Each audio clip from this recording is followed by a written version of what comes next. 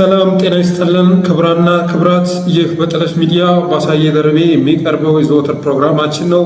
እናም በዛሬው ዝግጅታችን ልዩ ልዩ ጉዳዮችና ወቅታዊ መረጃዎችን ከራሳችን ምልከታ ጋር በማጣቀስ ወደ እናንተ የምናደርስ ይሆናል።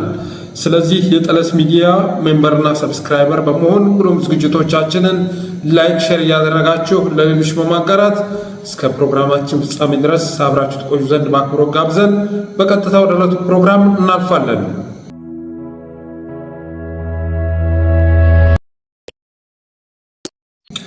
የመጀመሪያ ርዕሳችን እንግዲህ የአማራ ክልል የሰላም ምክር ቤት በማለት ራሱን የሚጠራው አካል ለዶይቼ ቬለ የሰጠውን መረጃ የሚመለከት ይሆናል። በአማራ ክልል የሰላም ምክር ቤት የሰላም ጥረትና ጥሪ በሚል ርዕስ ዶይቼ ቬለ ባወጣው ዘገባ አንዱ ሌላውን ያለማመን አዝማሚያ እስካሁን ድረስ ለውይይት ማቅረብ እንዳላስቻለ ጠቁመው የሰላም ምክር ቤቱ ካውንስል ሰብሳቢ አቶ ያየህራድ በለጠ ማለት ነው ታጣቂዎች በሚፈልጓቸውና በሌሎች ሀገሮች ብሎም አደራዳሪዎች አማካኝነት ድርድሮች እንዲደረጉ መንግስት ፍቃደኛ መሆኑን አቶ ያየህራድ አመልክተዋል ይላል ርዕሱ። አቶ ያየህራድ መንግስት ለመደራደር ዝግጁ ከሆነ አካል ጋር ለመደራደር መቀበሉን ጠቁመዋል። በአማራ ክልል ይላል 2 ዓመት እያስቆጠረ ያለውን ጦርነት ለማስቆም መንግስትና የፋኖ ታጣቂዎች ወደ ድርድርና ውይይት እንዲመጡ ጥረት እያደረገ እንደሆነ የአማራ ክልል የሰላም ምክር ቤት አስታውቋል። ሁለቱም ኃይሎች የውይይት ፍላጎት እንዳላቸው ምክር ቤቱ ገልጿል ይላል አለምነህ መኮንን ለዲደብሊው የላከው ዘገባ። በአማራ ክልል በፋኖ ኃይሎችና በመንግስት የጸጥታ ኃይሎች መካከል የተጀመረው ግጭትና ጦርነት 2 ዓመት የሞላው ነው። ጦርነቱን ተከትሎ በክልሉ በርካታ ሰብአዊ፣ ኢኮኖሚያዊና ማህበራዊ ጉዳቶች ደርሷል። ጦርነቱን በድርድርና በውይይት ለመፍታት ሰኔ 18 2016 ዓ.ም የአመቻችነት ሚና የተሰጠው የአማራ ክልል የሰላም ምክር ቤት ተመስርቶ ስራዎችን እየሰራ እንደሆነ የምክር ቤቱ ሰብሳቢ አቶ ያየህራድ በለጠ ለዶይቼ ቬለ ተናግረዋል። ሁለቱም አካላት ለውይይትና ለድርድር ፈቃደኝነታቸውን እንዳሳዩ ነው ሰብሳቢ የገለጹት። ርዕሰ መስተዳድር አረጋ ከበደ የሰላም ምክር ቤቱ ያወጣውን የሰላምና የንግግር ሀሳብ የሚቀበሉ መሆናቸውን ገልጸውልናል። የፌዴራል መንግስቱም በየጊዜው ለሰላምና ለድርድር ምቹ ሁኔታ እንዲፈጠርና ለንግግርም ለድርድርም ዝግጁ እንደሆነ በተደጋጋሚ ገልጿል። በፋኖ ወገኖቻችን በኩልም በምናደርገው ግንኙነት ድርድርና ውይይት እንደማይጠሉ ችግሩ ቢፈታ ጥሩ ነው የሚል ሀሳብ አላቸው ብለዋል። አለመተማመን ያራዘመው ቀውስ አንዱ ሌላውን ያለማመን አዝማሚያ እስካሁን ለውይይት መቅረብ እንዳላስቻለ ጠቁመው ታጣቂዎች በሚፈልጓቸው በሌሎች ሀገሮችና አደራዳሪዎች አማካኝነት ድርድሮች እንዲደረጉ መንግስት ፈቃደኛ መሆኑን አቶ ያየህራድ አመልክተዋል። አቶ ያየህራድ እንዳሉት መንግስት ለመደራደር ዝግጁ ከሆነ አካል ጋር ለመደራደር መቀበሉን ጠቁመዋል። አለመተማመንንም ለማስወገድ ሲባልም ታጣቂዎች በሚመርጧቸው አደራዳሪዎች በሚፈልጓቸው የአውሮፓም ሆነ በሌሎች ሀገሮች አማካኝነት ውይይትና ድርድሮች እንዲደረጉ አገራቱ ዋስትና እንዲሰጡ የሰላም ምክር ቤቱ ኃላፊነት እንደሚወስድ ተናግረዋል።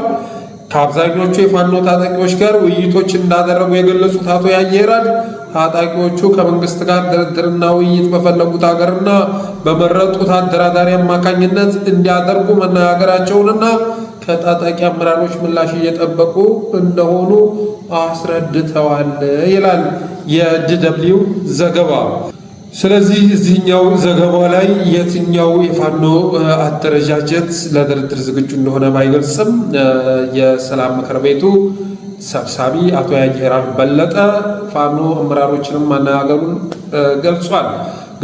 በእኔ እምነት ያው አፋር ነው የሚመስለኝ። ከዚህ በፊት እንደምታስታውሱት በነ ኤልያስ መሰረትና በመሰረት ሚዲያ ማለት ነው በዋዘማ ሬዲዮ ዳውንት ላይ በተደረገው ስብሰባ ላይ አፋድ በአውሮፓ ሀገራትና በአሜሪካ ድርድር የሚደረግ ከሆነ ለመደራደር ዝግጁ መሆኑን ገልጿል የሚል ዘገባ ወጥቶ ብዙ ጫጫታ ተከስቶ ነበር። ከዚያ በኋላም ጠለስ ሚዲያ በርካታ መረጃዎችን በዚህ ጉዳይ ላይ ወደ እናንተ ሲያደርስ ነበር። ዛሬ አንድ ኢምፕሩቭመንት አለ ማለት ነው። በወቅቱ እንግዲህ አፋሕድ ለመንግስት ነበር ጥያቄ ያቀረበው። አሁን መንግስት ዝግጁ ነው ብሏል። በአሜሪካ የሚሆን በኒውዚላንድ የሚሆን በቡልጋሪያ የሚሆን በየትኛው ቦታ ለመነጋገር ዝግጁ ነው ብሏል። ስለዚህ ይህንንም ወስተው ለፋኖቹ አድርሰው ከፋኖ በኩል የሚመጣውን መልስ እየጠበቁ እንዳሉ ነው አቶ ያየራድ የተናገረው። እስኪ በድምጽ የቀረበውን ዘገባ ቀንጨብ አድርገን ሰምተን እንመለስ።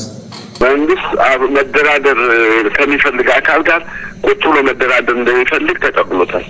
ኔዘርላንድ ቢሉ ኔዘርላንድ መንግስት ነው በቀጥታ ዋስትና የሚወስደው። ለምን መንግስት በእነዚህ አማካይነት መተማመኑ ስለሌለ ሁለቱም ስለማይተማመኑ ኢንተርናሽናል ኮሚኒቲ የምንላቸው እነሱ ዋስትና ይሰጧቸዋል። ወደ ንግድ የምትመጡ ከሆነ ለመተማመን በፈለጋችሁት አይነት የውጭ ሀገር መንግስት እና ተቋማት እነዚህ ኢንተርናሽናል ኮሚኒቲው ጋር በአውሮፓ ህብረት ይሁን በአፍሪካ ህብረት ይሁን በዩናይትድ ስቴትስ ኦፍ አሜሪካ ይሁን በኢጋድ በኩል ይሁን በሚፈልጉት ወላ ሀገሮችም ራሳቸው ተነጥለው ከአውሮፓ ህብረትም ከኔ የተሻለ ነው ቢፈልጉ ኔዘርላንድ ይበሉ ቢፈልጉ ማንንም ይበሉ ቡልጋሪያን ይበሉ ሊያደራድረን ይችላል ዋስትና ሊሰጠን ይችላል በሚሉት መንግስት አማካይነት ጥያቄያቸውን ይዘው ቀርበው በጠረጴዛ ዙሪያ ላይ በዓለም አቀፍ ስታንዳርድ ደረጃውን በጠበቀ መንገድ በዛ ዋስትና መሰረት ወደ ድርድሩ ብለናቸዋል። ይህንን ሀሳብ ገና እንግዲህ እየተነጋገርንበት ነው የሚሉት። እንደሰማችሁት ነው እንግዲህ መንግስት በየትኛውም ሀገር በየትኛውም መንግስት ለመደራደር ዝግጁ መሆኑን ገልጿል። ይህንንም ለታጣቂ ቡድኖቹ ወይም ለፋኖ አመራሮች አድርሰው መልስ እየጠበቁ መሆናቸውን ነው አቶ ያየራድ የገለጸው። እንግዲህ በመርህ ደረጃ ድርድርን ማንም ይጠላ የለም። የትኛውም ኃይል የትኛውም ጦርነት በድርድር ነው የሚፈታው ባይባል እንኳን አብዛኛው ጦርነት የሚፈታው ወይም የሚቋጨው በድርድር መሆኑ ይታወቃል። እና ድርድርን የመቃወም አዝማሚያ የለኝም በበኩሌ። ግን ከብልጽግና ስሪት አንጻር አሁንም ተፋፍሞ ከቀጠለው የብልጽግና ተንኮልና ሴራ፣ ክፋት፣ ጥፋት አንጻር ድርድር ምን ያህል አዋጭ ነው የሚለው ጥያቄ የሚያስነሳ ጉዳይ ነው። አሁን የትግራይን ኬዝ ተመልከቱት። የትግራይን ኬዝ እያያችሁን ነው። ድርድር አድርገው ከመጡ በኋላ ማን አሸነፈ? ማን ተበላ? በፕሪቶሪያው ስምምነት ያው ዛሬ የመንግስት ኮሚኒኬሽንም መግለጫ አውጥቷል። ለገሰ ቱሉ መግለጫ አውጥቷል። ትናንትና ህወሓት ተመሳሳይ መግለጫ ሲወጣ ነበረ። አብይ ጋር ሄደን ተነጋግረን ያው የክልሉን ፕሬዝዳንት መሾም የሚችሉት የጊዜያዊ መስተዳድሩ ማለት ነው ህወሓትና አገዛዙ ተነጋግረው ነው በሚለው መሰረት ተነጋግረን ጀነራል ታደሰ ወረደን ፕሬዝዳንት ለማድረግ የተነጋገርን ቢሆንም ያንን ንግግራችንን አፍርሶ እንደገና በኢሜል ፕሬዝዳንት ምረጡ የሚል ነገር ውስጥ ገብቷል በማለት ወቅሷል። ይህም የፕሪቶሪያ ስምምነትን የሚያፈርስ መሆኑን ገልጾ አለመግባባቱ ወደ ተኩስ እንዳይመለስ ስጋቱን ገልጿል። ዛሬም መንግስት ኮሚኒኬሽን ባወጣው መግለጫ እንደገና ህወሓት ላይ የቃላት ውሮራ አድርገዋል። ስለዚህ እናጠቃላይ ከብልጽግና ጋር የሚደረግ ድርድር በሰጥቶ መቀበል መርህ ፌር በሆነ መልኩ የሚጠናቀቅ ሳይሆን ቁማር ነው እየተካሄደ ያለው። በአማራ ህዝብ ላይ እየተፈጸሙ ያሉ ግፎች ተጠናክረው ቀጥለዋል። ፋኖ ወደ ትግል እንዲገባ አስገዳጅ ሁኔታዎች አሁንም ተባብሰው የቀጠሉበት ሁኔታ ነው ያለው። ከሰሞኑን እንኳ በብርቱካን የተነሳ የተፈጠረውን ነገር የምታስታውሱት ነው። በጣም እስኪያቅለሸልሻችሁ ድረስ የዚህ መንግስት ባህሪ ምን ያህል ቀፋፊ እንደሆነ የታየበት ትዕይንት ነበር ማለት ይቻላል። ኢቢኤስ ላይ የተደረገውን ነገር ተመልከቱ። ትናንትና ታጣቂዎች ወንድና ሴትን እርቃናቸውን አቁመው አስተኝተው በዱላ የደበደቡ ምን እንዲያደርጉ ሲያስገድዷቸው አልነበር እንዴ? በካሜራ እየቀረጹ ሴትን ታክል ነገር እኔ ቴሌግራም ላይ ለጥፈዋለሁ። በካሜራ እየቀረጹ ጫካ ውስጥ እንደውም ወንድሟ ነው ሲባል ነበር እና በካሜራ እየቀረጹ ተገቢነት የሌለው ነገር እንዲያደርጉ ሲያስገድዷቸው ሲደበድቧት ጀርባዋ እስኪተላ ድረስ አላየንም?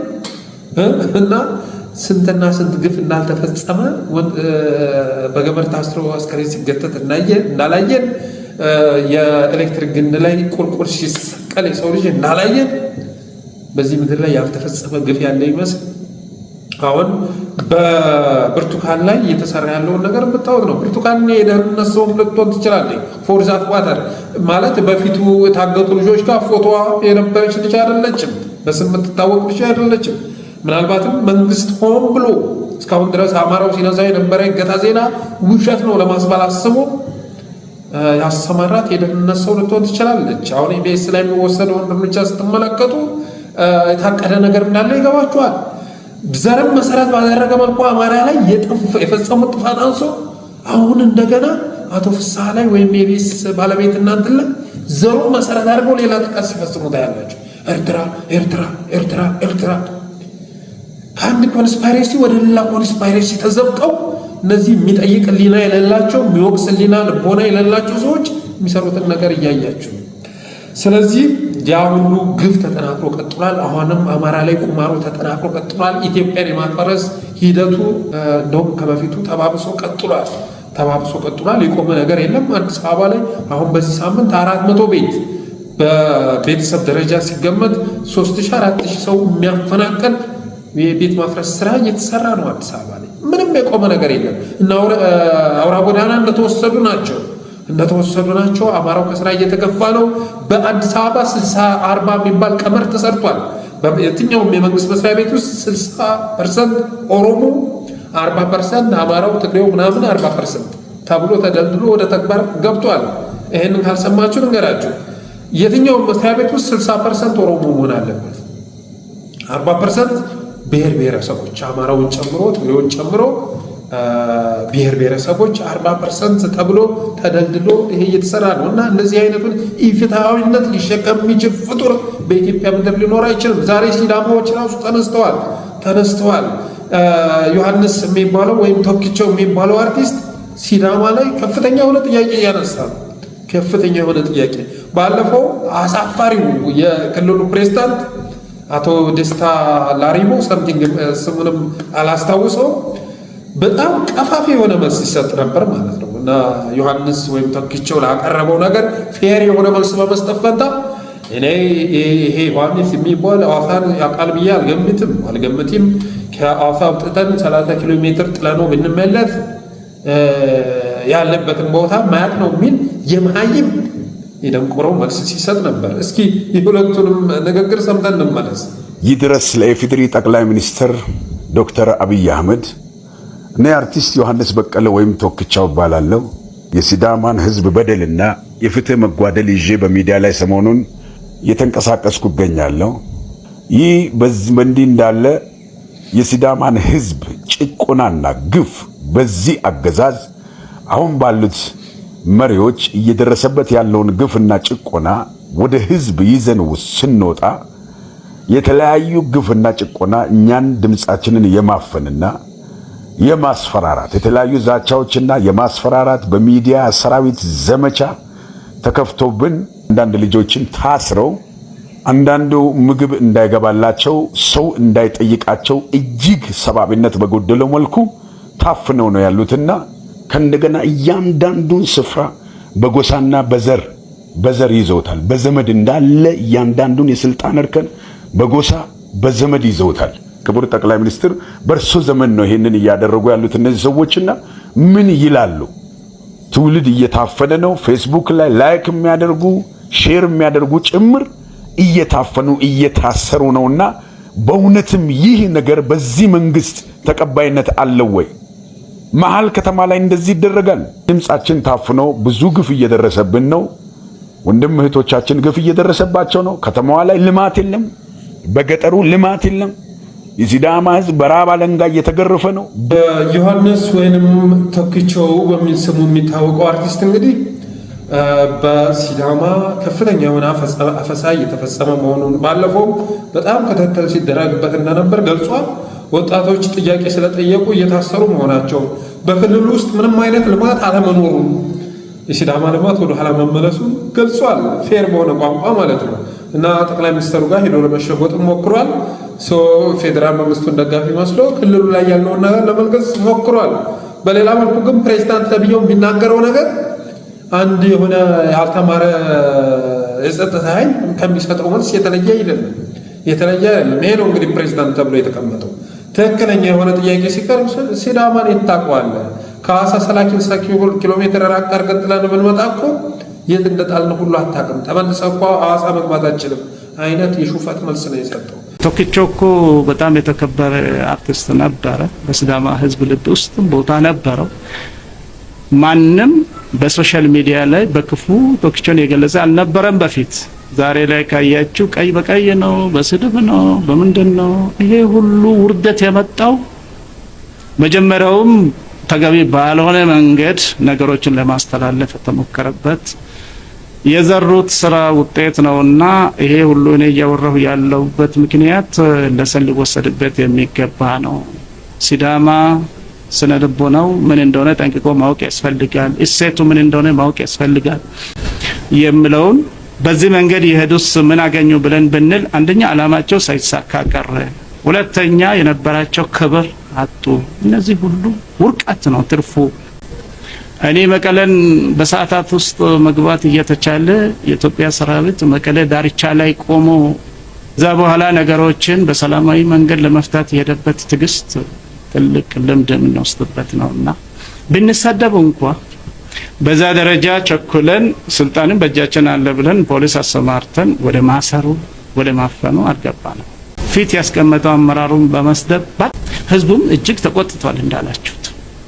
ህዝቡም የተቆጣ በመሆኑ እንደዚህ የተሰደቡ የህዝብ ክፍልም አቤቱታ ያቀረቡ በመሆናቸው በዚህ ደረጃ ከልክ ያለፉትን አስተማሪ በሆነ መልኩ ዝም ያልነውም ህግ የማስከበር ተስኖን ሳይሆን ተምሮ እንዲመለሱ ለማድረግ ዞሮ የድንጋጤ መልስ ነው። በየቦታው ፌር የሆነ ጥያቄ እየተነሳ ነው። አሁን በአማራ ክልል ብቻ ሳይሆን በተለያዩ ቦታዎች ላይ የፍትሃዊ ተጠቃሚነት የልማት ጥያቄ እየቀረበ ነው። የነጻነት ጥያቄ እየቀረበ ነው። እንግዲህ ሐዋሳ ማለት በአንድ ወቅት በጣም በቃ ሀብት ያፈሩ ሰዎች ኢንቨስት የሚያደርጉባት ቅዳሜና እሑድ አልጋ የማይገኝባት በቱሪስት የምትጥለቀለቅ ከተማ ነበረች። አሁን ወደ ሐዋሳ ፕሌን ካልሆነ በስተቀር በባስ ሄዶ ሐዋሳ ሄዶ ተዝናንቶ መመለስ አይቻልም። በቤት መኪና መሄድ አይቻልም በፕሌን ካልሆነ በስተቀር እና ምንም አይነት ቱሪስት የሌላት ቤት የሚከራይ ቤት አለ፣ የሚሸጥ ቤት አለ የሚል ማስታወቂያ የሞላት ግን ገዢ የሌለባት ተከራይ የሌለባት ከተማ ሆናለች ሐዋሳ። በነገራችን ላይ በሲዳማ ክልል ብቻ ሳይሆን በቤኒሻንጉል ጉሙዝም ከፍተኛ የሆነ ጥያቄ እየተነሳ ያለበት ሁኔታ ነው ያለው። ከፍተኛ የሆነ ለምሳሌ በአባይ ግድቡ ማለት ነው እዛ ጋ ያቆረው ሐይቅ አለ፣ ሰፊ ሐይቅ። እዛ ጋ ከፍተኛ የሆነ አሳ ምርት እየተመረተ ነው።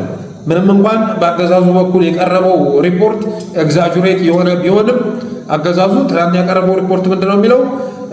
በቀን 14000 ቶን አሳ ይመረታል ያለው። 14000 ቶን ማለት ወደ 140000 ኩንታል በቀን ይመረታል ማለት ነው። 140000 ኩንታል ወደ ኪሎግራም ሲቀየር ስንት ይሆናል? 14 ሚሊዮን ኪሎግራም ይሆናል። ይህንም በ500 ብር እንኳን ቢባዛ ወደ 7 ቢሊዮን ብር በቀን አሳ ይገኛል ማለት ነው። በቀን 7 ቢሊዮን ብር ከሆነ በወር ስታደርጉት ስንት ቢሊዮን እንደሚሆን አስቡት። እና በአመት ኢትዮጵያ በትሪሊየን የሚቆጠር ገንዘብ ከአሳ ምርት ታገኛለች ማለት ነው። ይሄ ኤግዛጀሬት የተደረገ ሪፖርት ነው።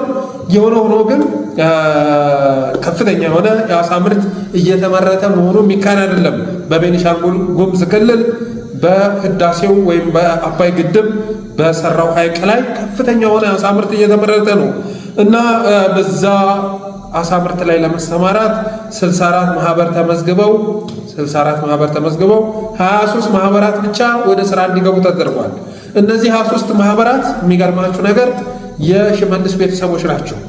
የሽመልስ ቤተሰቦች፣ የነ አብይ ቤተሰቦች፣ የነ አዳነች አቤቤ ቤተሰቦች፣ የነ አሻርሌ ቤተሰቦች ናቸው 23ቱ። ለምን እንደዚህ አይነት ሀብት የሚታፈስበትን ኢንቨስትመንት ለህዝብ አሳልፎ ሊሰጡ አይችሉም።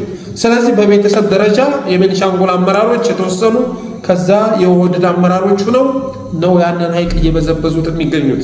በዚህም የተነሳ የቤኒሻንጉል ጉሙዝ ወጣቶች ነዋሪዎች የምናጠቃላይ የክልሉ ህዝብ ፍትሃዊ ተጠቃሚነት ጥያቄ አንስቷል። እየተዘረፍን ነው፣ ክልላችን ተወረናል፣ ብዙ ወረዳዎች በቁጥጥር ስር ወድቀውብናል፣ በተረኛው አካል ማለት ነው። ብዙ አካባቢዎች ወረዳዎች ተወረዋል። ይሄማ አልበቃ ብሎ አሁን ሐይቁን እነሱ ተቆጣጥረውታል የሚል ቅሬታ እያቀረቡ ነው። በነገራችን ላይ ፋኖ አንድ የትግል ጥያቄ ሊያደርገው ይገባል። አንድ የትግል ጥያቄ ከአባይ ግድብ የአማራ ህዝብ የልዩ ጥቅም ጥያቄ ማቅረብ አለበት። ልዩ ጥቅም ማቅረብ አለበት።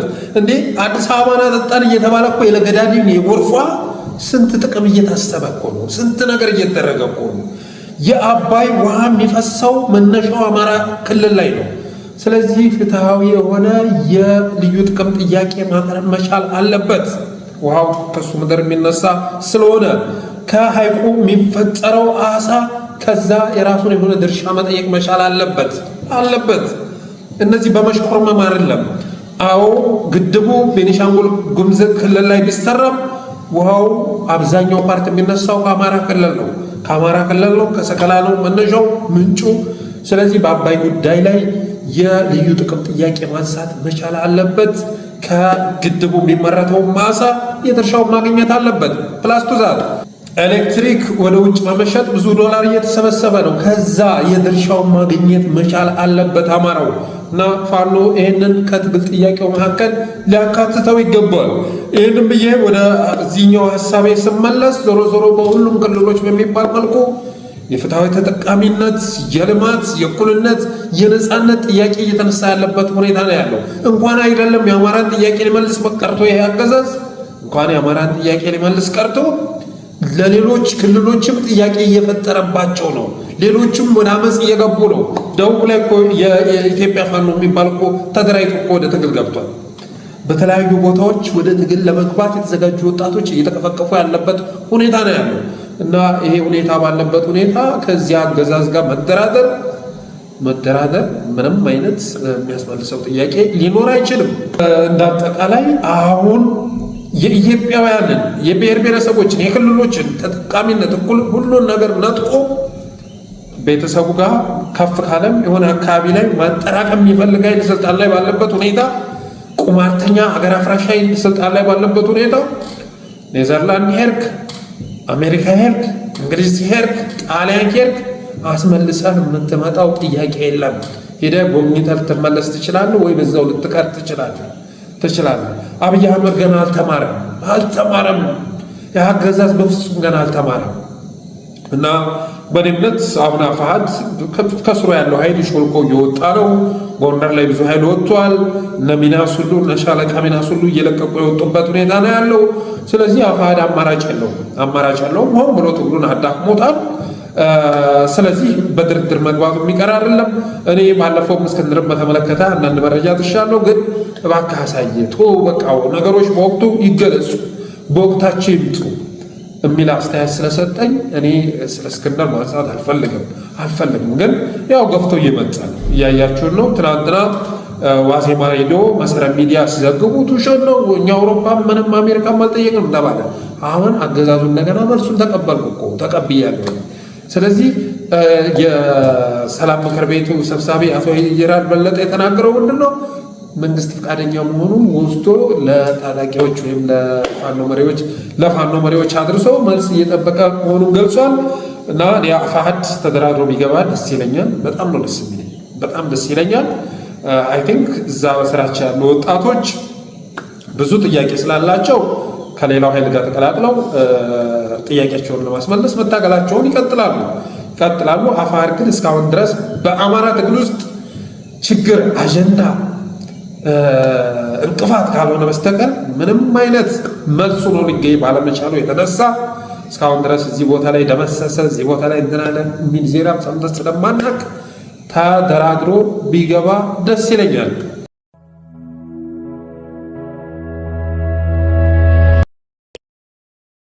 ይህም ብዬ ወደ ሁለተኛው መረጃ ሲሸጋገር አብይ አህመድ የትግራይ ፕሬዝዳንት ወይም የጊዜያዊ መስተዳድሩን ፕሬዝዳንት ለመምረጥ ዜጎች በኢሜይል መልእክት ፕሬዝዳንት ይሆናል የሚሉትን አካል እንዲጠቁሙ ትናንት ትዕዛዝ ማስተላለፉ ይታወቃል። እና ይህም በተመለከተ አንድ መረጃ ደርሶኛል። አብይ አህመድ እንደዚህ አይነት ጨዋታ ውስጥ የገባው ትግራይን ኖሚኔት ለማድረግ ወይ ደግሞ በኢሜል ፕሬዝዳንት ይመረጣል ብሎ አቅዶ ሳይሆን ኦልሬዲ የምርጫው ጉዳይ ያለቀ ጉዳይ ነው። ግን ኢሜሉን ፈልገውታል። ትግራይ ተወላጆችን ኢሜል በአንድ ጊዜ የሚያሰባስብበትን ስርዓት ነው የዘረጋው እና ኢሜላቸውን በመጠቀም እንግዲህ አሁን ላይ አንደኛ በትግራይ ያለኝን ቅቡልነት ምን ይመስላል፣ በትግራይ ኤሊት ዘንድ በፖለቲካ ውስጥ መቼም ህዝብ ሚና የለውም። የለውም። ኤሊቱ ነው ፖለቲካውን የሚዘውረው። የትግራይ ኤሊት ኢሜል የሌለው ይኖራል ተብሎ አይታሰብም። የኔን ትእዛዝ ተቀብሎ መልስ ይሰጣል ወይስ አይሰጥም? አሁን ቅቡልነት አለኝ የለኝ የሚለውን ነገር ቼክ ለማድረግ ፈልጎ ያደረገው ነው አንደኛ። ሁለተኛ ደግሞ ኢሜል ማሰባሰብ፣ ኢሜል አድሬስን በመጠቀም ብዙ ስራ መስራት ይቻላል።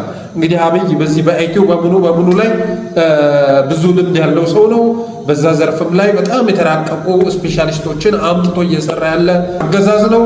ስለዚህ ኢሜል አድሬሱ የተፈለገው አካውንትን ለመጥለፍ፣ በኢሜል አካውንት ሬጂስተር የተደረጉ ስልኮችን ለመለየት፣ የሞባይል ባንኪንግ ዝውውርን እና የመሳሰሉትን የስለላ ስርዓት ለመስራት ነው የሚል መረጃ ደርሶኛል።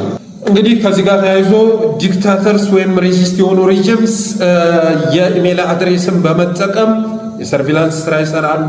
የስለላ ስራ፣ የጭቆናና የአፈና ስራ መስራት ይችላሉ። ሲስተማቲክ ዲስክሪሚኔሽን ለማካሄድ ወይም ስርዓታዊ መድሎ ለማካሄድ ሊጠቀሙበት ይችላሉ። ከዚህ ጋር በተያያዘ ለምሳሌ ማስ ሰርቪላንስ ኤንድ ትራኪንግ መስራት ይቻላል። የኢሜል አድሬስን በመጠቀም የጅምላ ክትትልና የትራኪንግ ስራ መስራት ይቻላል። ለምሳሌ ኢራንን ብንመለከት በአንድ ወቅት በኢሜል በተደረገ ዲስከሽን እና የመልእክት ልውውጥ የተቃውሞ ሰልፍ ሊያነሱ የነበሩ ፕሮቴስተሮችን በዛ መሰረት ኢሜል አድሬሳቸውን በመጠቀም መቆጣጠር ችላለች። ሌላ በሁለተኝነት ፊሽንግ ኤንድ አካውንት ቴክኦቨርስ ለማድረግ ዳታዎችን ለማስቀር አገልግሎት ሊውል ይችላል።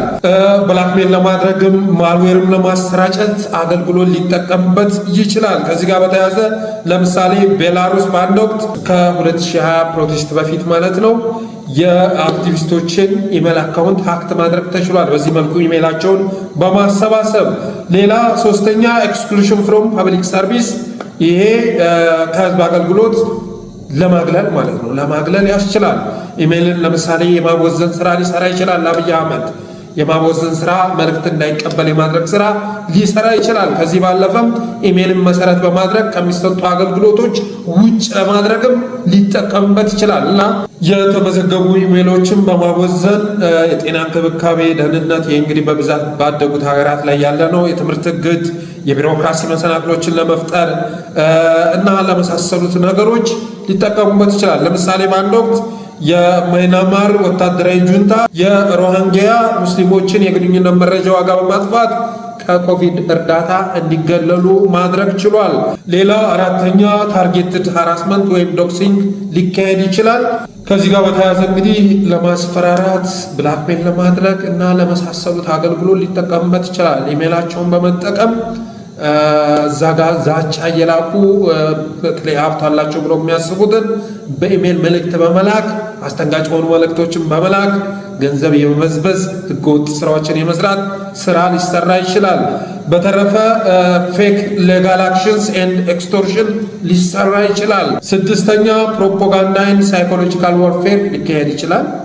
ይሄ በምርጫም ላይ ብዙዎች ሲጠቀሙበት የነበረ ነው። የሰበሰበውን ኢሜል በመጠቀም የፕሮፓጋንዳ ስራ ሊሰራበት ይችላል። ሳይኮሎጂካል ዋርፌር ሊያካሄድበት ይችላል። ይህም በአንድ ወቅት በኖርዝ ኮሪያ ተካሂዶ የነበረ ነው። ኢኮኖሚክ ሳቦቴጅ ሊሰራ ይችላል።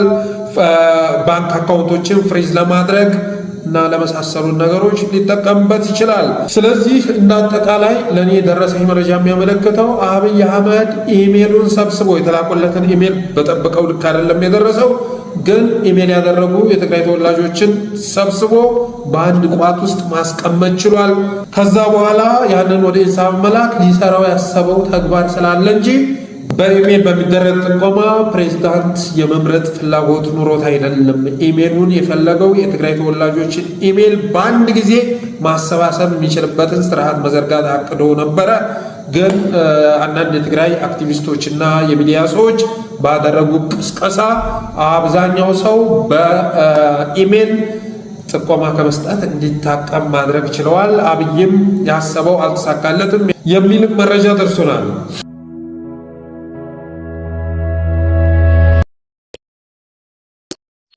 ወደ ቀጣዩ መረጃ ሲሸጋገር አብይ አህመድ ትግራይና አማራን ከእንደገና የማጣላት እቅድ እንዳለው የደረሰ መረጃ ያመለክታል። አብይ አህመድ በትግራይና በአማራ ሕዝብ መካከል ረገብ ብሎ የነበረው ግጭት፣ ረገብ ብሎ የነበረው ንትርክ እንደገና እንዲያገረሽ የሚያደርጉ ሴራዎችን በማርቀቅ ላይ እንደሚገኝ የደረሰ መረጃ ያመለክታል። ከዚህ ጋር በተያያዘ አንድ አፍታ ሚዲያ ተመሳሳይ ተልዕኮ እንደተሰጠው እንግዲህ አንድ አፍታ ሚዲያ አይታችኋል። ብዙ ጊዜ የሚያዘጋጃቸው ፕሮግራሞች በአማራና በትግራይ መካከል ልዩነት ለመፍጠር የሚያስችሉ ናቸው። ዶክተር ዳኛቸውን የሆነ ሰዓት ላይ አቅርቦ ምን በየጊዜው ያቀርበዋል ማለት ይቻላል። በየወሩ በየሁለት ወሩ እያቀረበ ዶክተር ዳኛቸውን የአማራ ኤሊት አድርጎ ትግራዮች ላይ ጥፋቱን እንዲተፋ የሚያደርጉ ብዙ ፕሮግራሞች ሲሰሩ አይተናል። ባለፈውም ጎንደሬዎች ላይ ሲዘባበት ነበር። ዶክተር ዳኛቸው መጥቶ እኔ ጎንደሬ ወልቃይትን አስረክቦ ከሰጠ በኋላ ከዛ በኋላ መጥቶ እኔ ጎንደሬው እኔ ቀብራራው ቢለኝ አልሰማውም እያለ ህዝብን እንደ ህዝብ የማነሳሳት እና በልክ ወደ ጥፋት የማስገባት ስራ ሲሰራ ነበር ዶክተር ዳኛቸው። ያ ንግግር ዝም ብሎ ካፍ ያመለጠ አይደለም፣ ታስቦበት ታዞ ያደረገው ነው እና ዶክተር ዳኛቸው በዛ መሰረት እንግዲህ ጎንደርና በአማራ መካከል የህዝብ ለህዝብ ግጭት ለመቀስቀስ የሚያስችሉ ንግግሮችን አድርጎ ሲሄድ አይተናል። እንግዲህ አማራው በአማራነቱ ታግሎ ወልቃይትን አስመልሷል፣ ራያን አስመልሶ ነበር። ራያ አሁን ላይ በፌዴራል ቁጥጥር ስር ነው ያለው። ስለዚህ ከዚህ በኋላ ተልዕኮ መሰጠት ያለበት ለአገዛዙ ነበር፣ መንግስት ለሚባለው አካል ነበር። ዶክተር ዳኛቸው ግን ያንን ማድረግ አልፈለግም።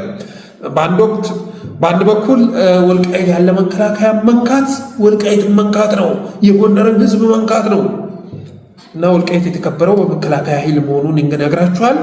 በሌላ በኩል ደግሞ የትግራይ ህዝብ፣ በሌላ መልኩ ደግሞ የጎንደር ህዝብ ወልቃይትን ካስረከበ በኋላ ቀብራራው ቢለኝ ጎንደሬው ቢለኝ አልሰማውም በማለት ሲናገር ትሰሙታላችሁ። እና አንድ አፍታ ሚዲያ እንደዚህ አይነት ፕሮግራም ሲያሰራጭ ነበረው ያለ ምክንያት አይደለም። ከዛ ባለፈው የሳልሳይ ወያኔ አመራር የሆነውን አቶ ኃይሉን በመጠቀም በጣም አስቀያሚ ነገር ሲናገር ነበር። ኃይሉ ማለት እንግዲህ የሳልሳይ ወያኔ አመራር የነበረ ነው። እኔም ጋር በአንድ ወቅት አባ ሳሙኤል እስር ቤት ውስጥ አብረን ነበር እና በወቅቱ ለክርክር የማይመች አብሮ ለማውራት የማይመች ሰው መሆኑን ተረድቻለሁ። በጣም ግልፍተኛ የሆነ ምክንያታዊነት የራቀው አቅምንና ብቃትን መሰረት ያላደረገ ጉራ መንዛት የሚመቸው ሰው መሆኑን ማረጋገጥ ችያለሁ። በተመሳሳይ መልኩ ከእሱ ጋር እንግዲህ የባያተና አመራር የሆነው አቶ ክብሮምም አብረን ነበር። ክብሮም እሱ ቢያንስ አንባቢ የሆነ ሰው ነው፣ የተሻለ ነው ማለት ይቻላል። ኃይሉ ማለት ግን የመጨረሻ ጥራዝ ነጠቅ የሆነ መልክህ መለስን ይመስላል ተብሎ ስለተባለ ብቻ መለስን ለመሆን የሚሞክር ግን መለስን ለመሆን ቀርቶ እንደ አንድ የትግራይ ኤሊት እንኳ ማሰብ የማይችል ሰው መሆኑን ማረጋገጥ ችያለሁ። በተመሳሳይ መልኩ ታዲያ ከሁለት ዓመት በኋላ አንድ አፍታ ላይ መጥቶ ሲናገር የሰማሁት ያን የእስር ቤት ሳለ በብስጭት በንደት ሲናገር የነበረውን ነገር አሁንም እንደተሸከመው መሆኑን ነው የተረዳሁት። እና የኃይሉ ኢንተርቪው ጠቅለል ሲደረግ በአጭር ቃል ሲገለጽ ኢትዮጵያውያን ወይ ከትግራይ የሚከፋ ጠላት የላችሁም፣ ከህወሓት የሚከፋ ጠላት የላችሁም። ስለዚህ ብልጽግናን ተዉትና ትግራይ ላይ ዝመቱ። ትግራይ ላይ ነው ዘመቻ ማድረግ ያለባችሁ። ትግራይ እስካለ ድረስ፣ ህወሓት እስካለ ድረስ፣ የትግራይ ህዝብ እስካለ ድረስ ሰላም አይኖራችሁም የሚል ቅስቀሳ ነው ያደረገው። እንደዚህ አይነት መልእክት ነው ያስተላለፈው። ይህንን ልጅ ክሪቲሳይዝ ለማድረግ የመጣሁት እኔ ለትግራይ በማሰብ ነው። የትግራይ ወገኖች እኒህ አይነት ጥራዝ ነጠቆችን አደብ ልታስይዙ ይገባል። ይሄ ልጅ መጥቶ በአንድ በኩል እስከ ጋሸና ድረስ አለ የትግራይ ድንበር፣ በሌላ መልኩ ጎንደር ጫፍ ድረስ የትግራይ ድንበር ነው ብሎ ያምናል ሳልሳይ ወያኔ። ስለዚህ እሱን ይዞ ትግራይን ሀገር የማድረግ ህልም ያለው ነው እያለ ሲናገር ነበር። ወልቃይትን የሚፈልጉት ሀገር ለመሆን ነው። አረ ከወልቃይትም ያልፋል እስከ ወሎ እስከ አለማ ድረስ ይመጣል። ከዛ ጋሸናን ይጨምራል።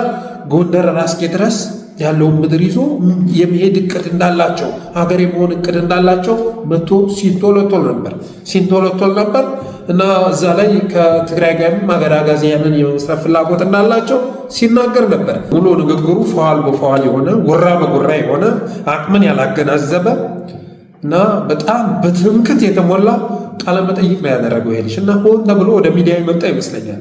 በትግራይና በአማራ መካከል ያለውን የፖለቲካ ጡሰት እንደገና ጣራ ለማስነካት አቅዶ የመጣ ነው የሚመስለኝ። ህዝብና ህዝብን የማጋጨት ዓላማ ይዞ ነው የመጣ የሚመስለኝ። ብልጽግናን መታደግ የፈለገ ነው የሚመስላችሁ።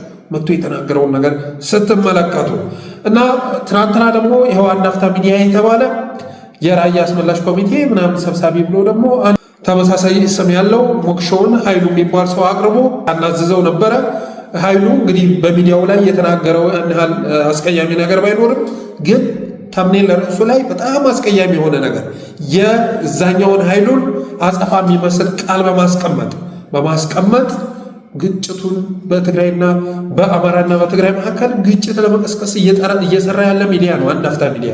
ይህንም ማወቅ ያስፈልጋል። አንድ አፍታ ሚዲያ እነ ስዩም ተሾመ ሲሰሩበት የነበረ ሚዲያ፣ እነ ዶክተር ዳኛቸው እየመጡ የሚቀረሹበት ሚዲያ፣ የሚያስጨዋቸውን ዜናዎች ተመልከቱ። ውስጡ የምታዩት ሌላ፣ ከላይ የምታገኙት ሌላ እና ለመንግስት ስልታዊ ድጋፍ እየሰጠ ያለ ሚዲያ ነው። ብዙ ሚዲያዎች ከኢትዮጵያ በተባረሩበት ሰዓት ላይ ኢትዮጵያ ቁጭ ብሎ እየሰራ ያለው አንድ አፍታ ሚዲያ ብቻ ነው። ስለዚህ ይህ ሚዲያ በአማራና በትግራይ መካከል ግጭት ለመቀስቀስ ስራ እየሰራ መሆኑን ያንን ኮንትራት የወሰደ መሆኑን መናገር ፈልጋለሁ። ከዚህ ባለፈም ሰሞኑን በተጨባጭ የሚታዩ ነገሮች ይኖራሉ። እሱን ነቅታችሁ መጠበቅ ያስፈልጋል። ኮሎኔል ደመቀ ዘውዱ ራሱ ተመሳሳይ አይነት ስራ እየሰራ ነው። ተመሳሳይ ስራ ባለፈው መድረክ ላይ የተናገረውን ነገር ሰምታችኋል። ተመሳሳይ ስራ እየሰራ ነው። እኔ ኮሎኔል ደመቀ ዘውዱን ፎርዛት ማጠር አሁን ላይ እና አማራ መመልከቴን ትቻለሁ። ለብልጽግና እየሰራ ያለ የብልጽግና ኤጀንት ነው ብዬ ካመንኩ ቆይቻለሁ። በተመሳሳይ መልኩ ኮሎኔል ደመቀም የዛ አካል እንደሆነ የደረሰ መረጃ ያመለክታል። እንዳጠቃላይ ትግራይና አማራን ለማጣላት ብዙ ስራ እየተሰራ ነው። እውነትና ሀገር ከተባለ ህወሓት የአማራ ስትራቴጂክ አጋር ሊሆን አይችልም። አይ ነው ይህን አንደርስታንድ አደርጋለሁ። ደናቁርት ናቸው። የሆነ ቦታ ተከትሮ የቀረ ደርቆ የቀረ አእምሮ ያላቸው ሰዎች መሆናቸውን እረዳለሁ። ግን የዚህን ሀገር ችግር እልባት እንስጠው ከተባለ የትግራይና የአማራ ህዝብ ተቃቅረው ተለያይተው የሚመጣ መፍትሄ ሊኖር አይችልም። ሁለቱ ኃይሎች አብረው የቆሙ ቀን፣ ሁለቱ ህዝቦች አብረው የቆሙ ቀን የኢትዮጵያ ችግር እልባት ያገኛል። እነሱ ብቻ ሀገር ምድሩን ይቆጣጠሩታል፣ የኦሮሞ ህዝብ እንዲያረጉታል እያልኩ አይደለም። ይህን አገዛዝ ግን ማስወገድ ይችላሉ። ከዛ በኋላ ኦሮሞው በቁመቱ በወርዱ ልክ ተወክሎ የሚኖርበትን ሁኔታ መዘርጋት ይችላሉ። ለሲዳማውም፣ ለአፋሩም፣ ለሶማሌውም በተመሳሳይ ነው። ይህ አገዛዝ ግን ሁሉንም ብሔር ብሔረሰብ ጨፍልቆ የያዘ አገዛዝ፣ ሁሉንም ያማረረ አገዛዝ ነው እና ይህን ለማስወገድ የትግራይና የአማራ አንድነት በጣም ወሳኝ ነው። ዛሬ እነ ኤርሚያስ ለገሰ 40 ነገር ሲያስተላልፉ ቢታዩ ትናንትና ኢትዮ 60 በነበሩበት ሰዓት ላይ ይሄን ሐሳብ ሲያነበንቡት ነበር። እስኪ ሰምተን እንመለስ። ኢትዮ 60 በአብዛኛው ትግራይ ክልል ውስጥ ይሰማል የሚል ነገር ጽፋለች መሰለኝ። በጣም ደስ ብሎኛል። በጣም አማራ ክልል በደንብ እንደምንሰማ አውቃለሁ። ትግራይን በመሰማታችን ደስ ይለኛል። ምክንያቱም በትግራይ ህዝብና በአማራ ህዝብ መካከል እርቅ የተፈጸመለት ብልጽግና ያልቅለታል፣ አብይ አህመድ ያልቅለታል። የኢትዮጵያ ጥገና ይጀመራል። ደግመዋለሁ፣ በትግራይ ህዝብና በአማራ ህዝብ መካከል። ምክንያቱም ጸብ ሊፈጠር የጸብ ግድግዳ ሊተከል የተፈለገው ሀብታሙ ሁሌ ካሽሚር የሚለውን ሊተከል የተፈለገው በሁለቱ ህዝቦች መካከል በሁለቱ ህዝብ። ስለዚህ እኔ እቺን የተጠነጠነች ትርክት ኢየሩስ ሰው በደንብ አስተውሎ አሁንም ኮሙኒኬሽን ጽህፈት ቤቱን ከየት ነው ያገኘኸው? አቶ ለገሰ ከየት ነው ያገኘኸው? ይሄንን አውጣ ብሎ መጠየቅ መቻል አለበት። ከኢትዮ 360 ኤርሚያስ ለገሰ ለቆ በራሱ ሚዲያ መስራት ከጀመረ በኋላስ ምን አለ? ትናንትና ኢትዮ 360 ላይ ያለ የአማራና በትግራይ መካከል የሚመሰረት ግንኙነት ለብልጽግና ኃይለኛ ትሬት ነው፣ ስጋት ነው፣ በአንድ ጊዜ መቀመቅ ውስጥ የሚከት ነው እያለ ሲናገር ነበረ። አሁን ላይ እንደገና እንደው ዝም ብሎ ተጨባጭ ባልሆነ መልኩ መናፈስ ሲጀምር እንደዚህ አይነት አጀንዳ በፋኖ ኃይሎችና በትግራይ ኃይሎች መካከል አንዳንድ ግንኙነት አለ መባሉ ሲሰማ የኦሮሞ ኤሊትን ለማጥፋት ነው የተሰባሰቡት፣ የኦሮሞ ኤሊቶች ተነስ ንቃ እያለ ሲቀሰቅስ ደግሞ ትሰሙታላችሁ። አንድም አካል ኦሮሞ ኤሊትን ስም ተነስተው የማይታወቅበት ሁኔታ በኤርሚያስ ዘንድ የኦሮሞ ኤሊት ማለት ማን ነው? ኦህዴድ ነው። የኦሮሚያ ብልጽግና ነው፣ ሽመልስ አብዲሳ ነው፣ አብይ አህመድ ነው እና እነዚህ እያለ ሲቀላምር ትሰሙታላችሁ። ግን ወደ ዋናው ሀሳቤ ስመለስ ትግራይና አማራ መካከል ግንኙነት የሆነች ነገር የመታደስ ነገር ሲመለከት ዞርባል ወያኔ እያለ የሚመጣ ኃይል የብልጽግናን እድሜ ማራዘም የሚፈልግ ነው። የብልጽግናን እድሜ ማራዘም የሚፈልግ ነው። በትግራይና በአማራ መካከል ትንሽ ነገር ለስለስ ስትል በቁጣ የሚፈናጠሩ የፌስቡክ ፖስት ሲሞር እያልክ አንበባ ማጨርሰው ፖስት ይዘው የሚመጡ ኃይሎች የብልጽግና ኤጀንቶች ናቸው። በተረፈ በትግራይና በአማራ ህዝብ መካከል የሚታደስ ግንኙነት ነው ብልጽግናን የሚገረስስ የሚያፈራርስ። ከዛ ውጭ ኦፕሽን የለም። በብቻ ትግል አማራ ክልል ነፃ መውጣት ብቻ ነው። እስከ ፌዴራል እስከ ሀገር የሚደርስ ትግል ለማካሄድ ግን ከሌሎችም ጋር አጋርነት ያስፈልጋል። እንኳን ከትግራይ ጋር ቀርቶ ከሌሎችም ጋር አጋርነት ያስፈልጋል። ይሁንና የትግራይ ኤሊት የሚባለው ኢቨን ከወያኔ ውጭ ያለው ባይተናም ውሰዱት፣ ሰዋትም ውሰዱት፣ ሳልሳይ ወያኔም ውሰዱት፣ የሚናገሩት ነገር እየመጡ የሚተፉት ጥፋት እንኳን አብሮ ለመስራት ቀርቶ አብሮ ለመኖር የሚያስችል አይደለም። ይሄ ኃይሉ የሚባል ሰውዬ የሰጠውን ኢንተርቪው ብትመለከቱ እንደው አንድ ጊዜ ከብልጽግና ላይ አእምሯችሁን ትታችሁ እንደገና ህወሓት እንድትሉ እንደገና ወያኔ እንድትሉ የሚያነሳሳ ነገር ነው የሰጠው። ዞሮ ግን እንደዚህ አይነት ሰዎች እንትን ተልዕኮ ተሰጥቷቸው የሚመጡ ስለሆነ ይህንን አንደርስታንድ ማድረግ ያስፈልጋል። በተረፈ እንግዲህ ሱዳን ላይ አብይ አህመድና ዩናይትድ አረብ ኤምሬትስ ተሸንፈዋል። ሱዳን ላይ ተሸንፈዋል። እንግዲህ አብይ አህመድና የዩናይትድ አረብ ኤምሬትስ ልዑሎች የአርኤስኤፍ የሚባለውን የሱዳኑን የፈጥኖ ደራሽ ኃይል ሲደግፉ ነበረ። አሁን ላይ ተሸንፏል። ከቤተ መንግስት ተባሯል። ኤርፖርቱንም ጄኔራል አልቡርሃን ጦር መቆጣጠሩ ተሰምቷል። የጄኔራል አልቡርሃን ጦር መቆጣጠሩ ተሰምቷል። ላለፉት 2 ዓመታት በፈጥኖ ደራሽ ኃይሉ ቁጥጥር ስር የነበረው አየር መንገድ ለሳምንታት ከባድ ውጊያ ካደረገ በኋላ ሙሉ በሙሉ መንጠቁን ገልጿል። በጄኔራል አልቡርሃን የሚመራ የብሔራዊ ጦር ዓርብ ዕለት የፕሬዝዳንቱ መኖሪያ ቤተ መንግስት መቆጣጠሩ ይታወሳል። በአንጻሩ የአብይ አህመድና የአረብ ኤምሬትስ አጋር የሆነው ጄኔራል ሐምዳን ዳጋሎ የሚመራው ጦር ከቅርብ ጊዜ ወዲህ ድል እየራቀው መጥቷል እና አብይ ሱዳን ላይ ተሸንፏል። ሱዳን ላይ የቆመረው ቁማር ከሽፎበታል። አብይ ተላላኪ ነው። የኃይል ሚዛን አይቶ ያዋጣኛል ብሎ አይደለም ሱዳን ላይ ድጋፍ ሲያደርግ የነበረው። ዩናይትድ አረብ ኤምሬትስ የእሷን ፍላጎት የእሷን ታዛዥነት ይዞ ነበር የገባው። ዞሮ ዩናይትድ አረብ ኤምሬትስ እና አብይ አህመድ ሱዳን ላይ ተሸንፏል። ነገ ኢትዮጵያም ላይ መሸነፋቸው አያጠራጥርም ማለት እፈልጋለሁ። በተረፈ አብራችሁ ስለቆያችሁ አመሰግናለሁ። የጠለስ ሚዲያ ሜምበርና ሰብስክራይበር በመሆን ስቲከሮችን በማበረከት ብሎም ዝግጅቶቻችንን ላይክ፣ ሸር እያደረጋችሁ ለሌሎች በማጋራት ሚዲያችንን አበረታቱላለሁ። አመሰግናለሁ።